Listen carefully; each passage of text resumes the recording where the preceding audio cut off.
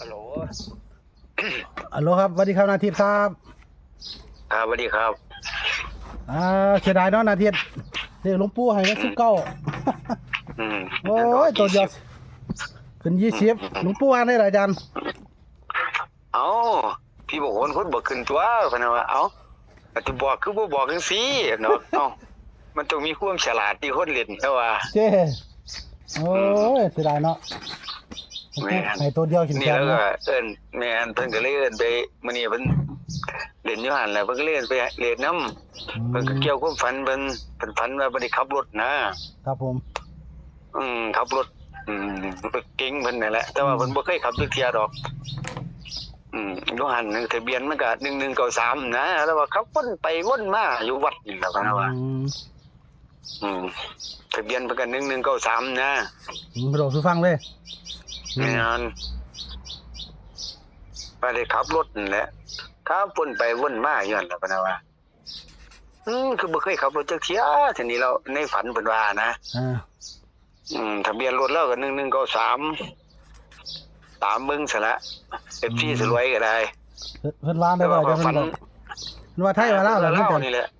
เพิ่นบอกว่าลาวนี่แหละมื้อเรียนนี่แหละว่าแม่นหลวงปู่จักลาวบ่หลวงปู่ไม่ก็แล้วก็สิฮู้จักคือตัวเพิ่นต้องบอกว่าลาวเด้มันก็สิฮู้จักคือตัวมันจะได้ฉลาดแล้วนั่นนี่แม่น493หรือ492ฉลาดใส่ก็รวยเพิ่น4ก็บ่รวยเพิ่นว่า93มีแต่92นำตัวเด้อนี่สิฉลาดนี่แม่งแล้วว่าเรียนเลขมันต้องฉลาดที่ฮดแต่ว่าเอ้ยบ่จงไว้ด้วยเอ้ยสุดด้วยว่าส่งซิกกันหน่อยใครได้น้อยแม่นอยู่อันนี้ก็บอกว่า19ตัวเดียวก็รู้เนาะเอาเป็นผีที่เป็นคนที่บอกแล้วว่าโอ้ยมันออกแล้วมันก็บอกได้แล้วหลวงปู่เนาะโอ้เพิ่นเอิ้นไปเล่นน้ำอยู่ว่าจังมื้อนี้งั้นไปเฮาไปเบิ่งไปเล่นไปเบิ่งสิมอยู่พอดีเปิดน้ำให้พระอาจารย์เพิ่นบ่อยู่อาจารย์เท่าดีน่ะไปเปิดน้ำให้เพิ่นแม่นเพิ่นก็เลยเอิ้นกี้ก็ไปวัดนี่เพิ่นก็เลยเว้าเรื่องฝันดีนี่แหละลองเบิ่งเด้อเรียกเล่ามื้อแลงว่าหาได้เฮ็ดฟิล์มน้องตาเนาะหาได้ช่วยหลวงปู่เฮ็ดฟิล์ม1193แม่น1193แต่ว่าถ้าของข่อยนี่ก็ฝันว่าข่อยได้เงิน100นึงก็ไปซื้อยาสูบกับเจ้านั่นแหละเพิ่นบ่ทอนให้ว่ารวยก็เครียดแฮงว่ะสูญแฮงทอนเงินให้ข่อยแม่นไปซื้อยาสูบไปกับเจ้านี่แหละไปซื้อเอาเงิน100นึงไปซื้อว่ะแล้วบ่ทอนให้แม่ศูนย์ขนาดเลยว่ะโอ้ยมันจะบ่062เลยอาจารย์จักแล้วศูนย์ขนาดนี้ศูนย์แบบว่าอุ้ยสรวยพาข่อยนี่นำมีขาร้านนี้เนี่ยนะร้านขายของเนี่ยยาสูบก็บ่ได้เงินก็บ่ได้แม่ศูนย์แฮงอันนี้แม่นก็มันบ่แม่นสิ00บ่วะบ่เพราะว่ามันต้องจังได๋ก็ตีผู้ชาย0กับ60ไป2คนก็062นั่นแหละแต่ก็260นั่นแหละไปกับหมอรวยนี่แหละ2คนนะแม่นว่าไปซื้อยาสูบพระเจ้าซั่นนะกันบ่ยันลองบ่เลยเนาะลองเบิ่งแล้วแม่นลองเบิ่ง00ก็100นึงก็00กับที่จะว่าแหละมั้งลองเบิ่ง10เนาะแม่น10แล้วก็062เอาตามนี้เนาะเขาก็หลวงปู่ได้แหละหลวงปู่92ก็กัน62กันตัวแม่น93บ่3บ่ได้1193แม่น96บ่9อาจสิเป็น6จังซี่แม่อาจารย์แม่นก็ไอเดียก็บ่เนี่ยดอกเลขเพราะว่าวันเราสิว่าอีกล่ะเดี๋ยวหมู่เล่นเลขเขาเจ้าเลขเก่าก็เลข6บ่ลูกเดียวตัวเดียวกันแม่นบ่ล่ะ63คนบอกเลขคือแม่น62มันนำเลยเนาะลองเบิ่งอันนี้แม่นเดี๋ยวสิว่าเพิ่นสิว่าบ่มีสลาดอีกบัดนี่บอก93บ่สลาด93มันจะซื้อ63 62ก็สิว่าอย่างหลวงปู่เอาก็สิว่าเราน่าสิเป็นเราอยู่เกี่ยวอยู่หรอกแล้วว่า93เด้อเบิ่ง93นะลองเบิ่ง93แล้วว่าสิหลวงปู่ว่าเด้แม่น9363เนาะ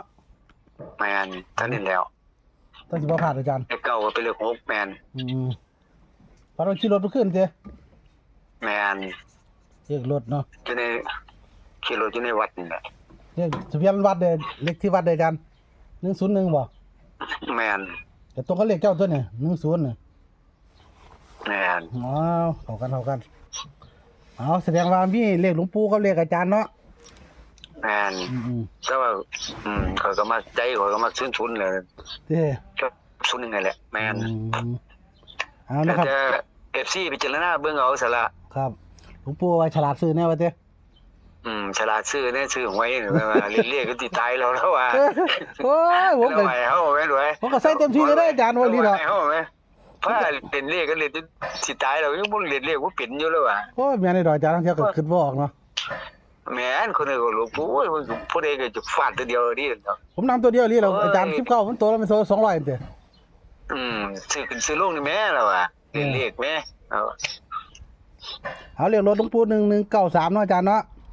แม่น ตัดให้11 93 92 19 13 92นี่รถเต็มเด้อครับรถเต็มนำซื้อดอกแต่ว่าหลวงปู่บอกว่าเน้น แต่มาตรง3993นะคือเพิ่นว่า โอ้เพิ่นเน้นหลวงปู่เน้นบ่ แม่น 9339เด้อนะครับหลวงปู่บอกเน้นเนาะ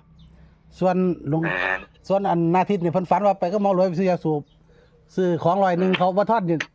เพิ่งบ่ได้ทั้งยาสูบเพิ่งบ่ทอดให้เงินให้ศูนย์ว่าซั่นนั่นว่าอาจารย์ แม่นสู้นู้ไว้ข่อยว่าสิไปพังร้านนั่นแล้วเลยฝันห้วยสิรวยพากูไปจัดการร้านนี้เนี่ยซั่นดอก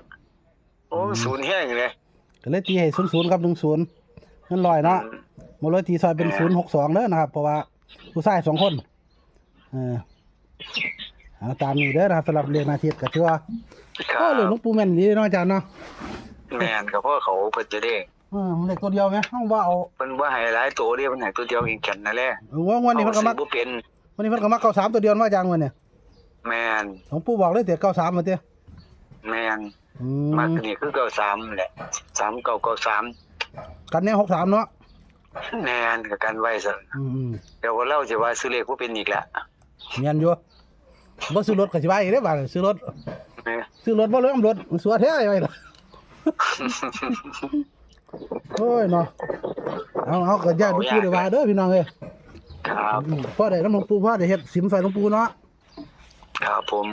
ขอบคุณหน้าที่หลายๆเด้อนะครับที่มาแบ่งปัน ครับครับสวัสดีครับ ครับผมสวัสดีครับเอาก็ตามนี้เด้อนะครับเลขหลวงปู่นะครับฟันได้ขี่รถเบิดขึ้นนะครับอยู่วัดเป็นรถ1193นะครับตัดให้1193 92 1913นะครับกันผ่านไว้กับหวยนํเป็น6362เด้อนะครับส่วนอาทิตย์นี้ฝันนะครับฝันว่าไปซื้อยาสูบกับหมอรวยซื้อของ100เขาบ่ให้ยาสูบเธอบ่ให้เงินทอดเพิ่นศูนย์แห้งบ่ได้ว่าซื้อว่า00นะครับตัดให้นำ10เป็นเงิน100เนาะส่วนหมอรวยตีซอย062เด้อนะครับให้โชคดีมีใช่ครับอาทิตย์เด้อมื้อนี้โชคๆมันๆสุขๆทุกคนสวัสดีครับ